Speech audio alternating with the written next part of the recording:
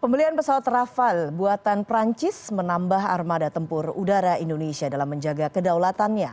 Tidak main-main, Menteri Pertahanan Prabowo Subianto memborong 42 jet tempur Rafale. Namun hingga kini belum ada angka detil yang diumumkan terkait pengadaan pesawat ini. Selain itu, mengapa akhirnya Prabowo memilih Rafale di antara produsen pesawat tempur lainnya? Untuk membahasnya saya akan berbincang dengan juru bicara Menteri Pertahanan Dhanil Anzar Simanjuntak. Selamat malam Pak Dhanil. Selamat malam Mbak Eva, Assalamualaikum. Waalaikumsalam warahmatullahi wabarakatuh. Pak Dhanil, bagaimana sebetulnya cerita kronologi pengadaan hingga Pak Prabowo ini akhirnya setuju dan juga terpikat untuk memborong 42 jet tempur Rafale asal Prancis? Karena kita tahu tentunya ya tidak hanya Prancis yang menawarkan, kemudian kalau dibandingkan dengan jet tempur asal negara lain ini relatif harganya lebih mahal begitu. Mbak Eva, Mbak Eva ikuti misalnya dalam banyak pemberitaan bahwasannya Pak Prabowo banyak melakukan muhibah ke beberapa negara. Nah, salah satu poin pembicaraan Pak Prabowo melakukan muhibah itu adalah menjajaki potensi-potensi alutsista yang modern dan terbaik banyak negara. Pak Prabowo berkunjung ke semua negara Eropa, ke Amerika, ke China, ke Turki dan sebagainya. Dan itu dalam rangka menelusuri potensi-potensi belanja alutsista kita yang untuk melakukan modernisasi bagi alutsista pertahanan kita di Indonesia. Nah, setidaknya ada 4 kriteria atau 4 komponen yang harus kita penuhi ketika kita belanja alutsista. Nah, pertama itu adalah efektivitas atau tepatnya. Jadi Pak Prabowo ingat sekali dengan pesan Presiden Joko Widodo yang menyatakan bahwasannya dalam setiap belanja alutsista harus dipastikan itu memang didasari oleh kebutuhan, bukan keinginan.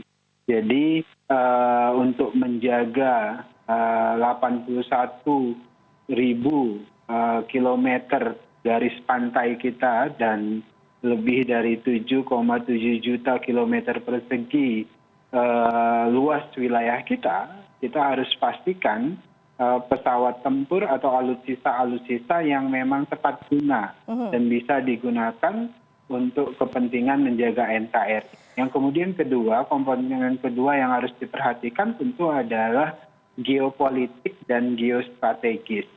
Ini penting sekali karena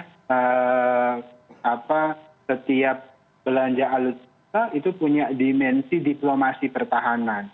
Jadi setidaknya berdasarkan data SIPRI misalnya ada 67 negara di dunia yang menjadi produsen alutsista. Dan ada 5 negara yang menjadi produsen terbesar, yaitu Amerika, kemudian Perancis, Rusia, Jerman, dan China. Nah, tentu dalam setiap keputusan kita untuk melakukan belanja alutsista itu harus dipastikan bersamaan dengan kepentingan kita melakukan diplomasi pertahanan. Nah, ini harus juga dipenuhi. Kemudian kondisi lingkungan strategis, ya, kondisi misalnya kalau di saat ini yang sedang panas di Laut Cina Selatan, kemudian ada terasa sekali persaingan rising star China dengan Amerika Serikat dan seterusnya. Kemudian yang ketiga yang harus juga diperhatikan itu adalah efisiensinya. Artinya keinginan kita atau keinginan kita untuk belanja alutsista itu harus diparealisasikan dengan ruang fiskal kita, dengan kapasitas fiskal kita.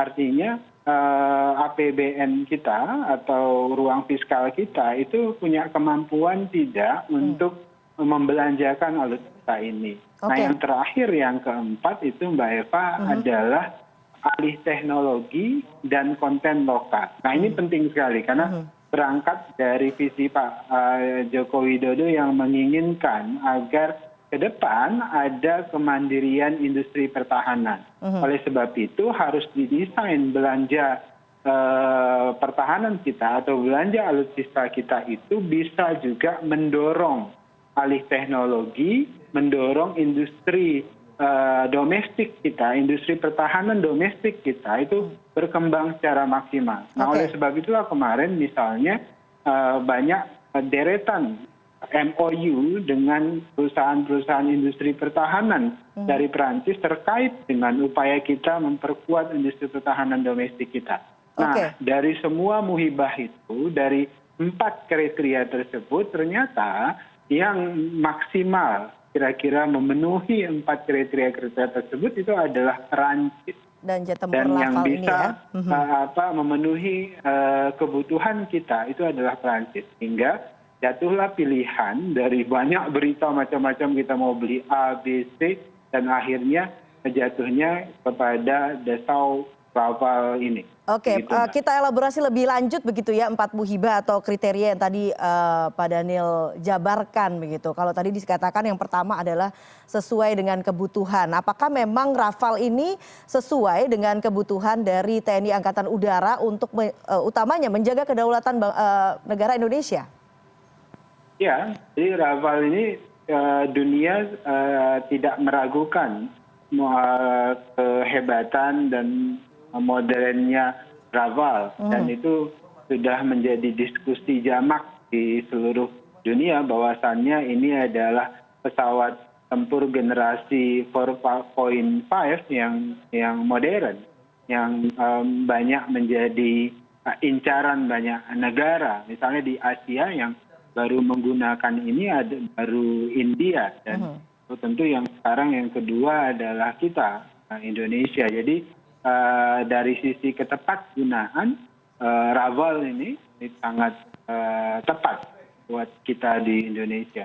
Oke, sesuai dengan kebutuhan TNI Angkatan Udara begitu ya Pak Daniel. Kalau bicara soal geopolitik ya. Catatannya Mbak Eva kan banyak juga yang kritik disampaikan. Ini nanti apakah kan harus ada pelatihan lagi dan sebagainya. Ketika kita memutuskan untuk membeli Rafale, maka dia akan didukung oleh supporting systemnya, artinya pelatihan pilot, kemudian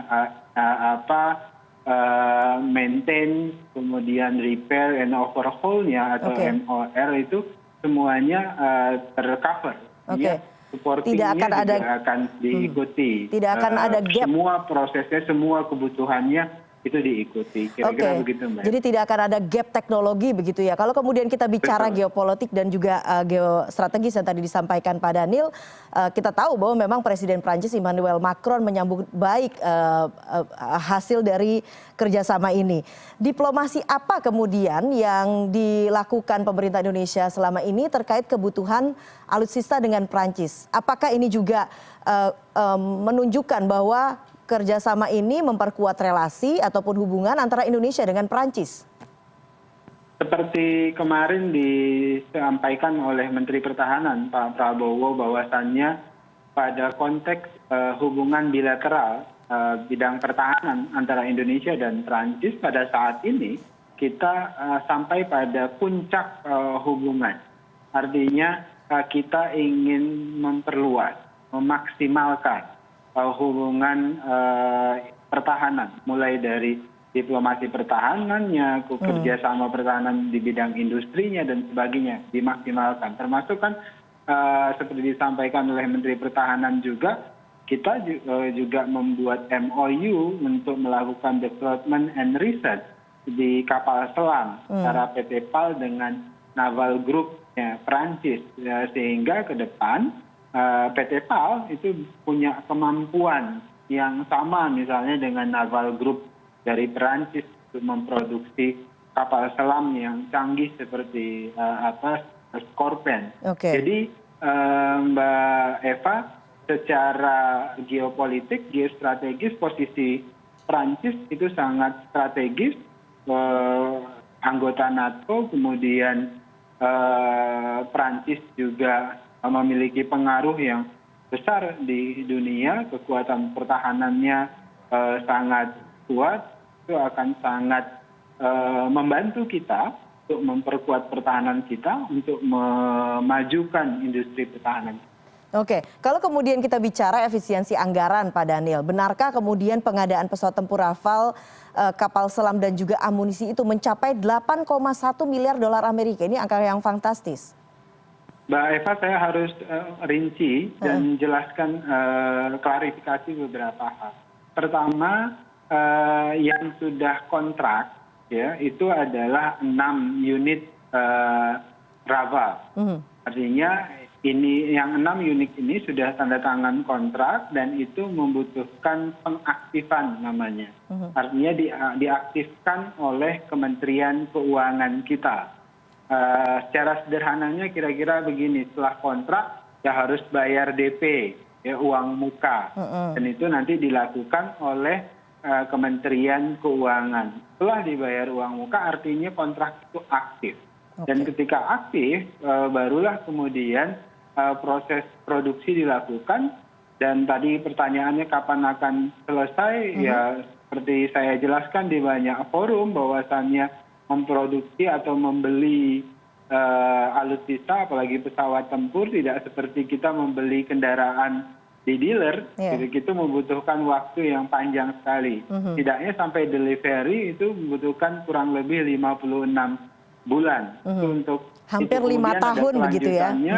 Sampaikan oleh Pak Prabowo juga kemarin, kita akan lanjutkan misalnya pemesanan 36 lagi, dan itu prosesnya bertahap juga, tentu ada kontraknya lagi nanti, dan termasuk nanti skorpen dan sebagainya. Jadi dia bertahap Mbak Eva, tidak sekaligus, kira-kira begitu. Oke, tapi jadi berapa harga pesawat tempur Rafale yang dibeli oleh Indonesia per unitnya ini untuk 6 pesawat pertama?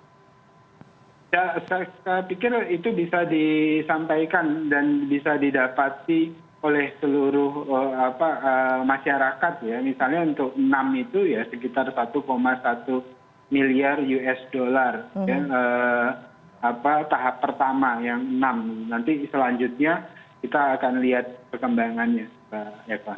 Oke, kalau kemudian kita bicara alih teknologi, Pak Daniel, kita tahu bahwa pesawat tempur kebanyakan yang ada di Indonesia ini asalnya dari Amerika Serikat, tapi kemudian kita punya jet tempur yang dari Prancis begitu. Bagaimana kemudian untuk menyiasati kemungkinan gap yang terjadi karena selama ini memang kita terbiasa dengan menggunakan jet tempur asal Amerika Serikat?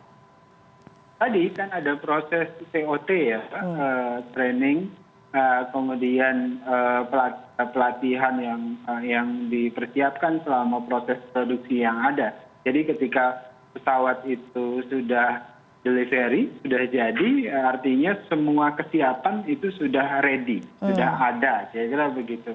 Dan tinggal digunakan dan tinggal dioperasikan. Dan yang jelas dari 4 unsur tadi yang sudah saya sebutkan itu terpenuhi, dan Rafale ini adalah yang terbaik untuk kita saat ini. Jadi Mbak Eva, tentu tidak ada gap. Kenapa? Karena kita punya cukup waktu untuk melakukan penyesuaian. Karena tadi saya sebutkan proses produksi 56 bulan, sehingga waktu yang sangat panjang untuk mempersiapkan semuanya, dan itu sudah dipersiapkan sejak awal oleh Kementerian Pertahanan dan TNI kita. Oke, Pak Daniel, selain Rafale yang terbaru ini, Departemen Luar Negeri Amerika Serikat setuju untuk menjual jet tempur F-15EX ke Indonesia. Bagaimana ini progres selanjutnya setelah disetujui? Saya belum bisa menjawab secara spesifik terkait itu, Mbak. Oke, belum bisa kita elaborasi lebih lanjut ya.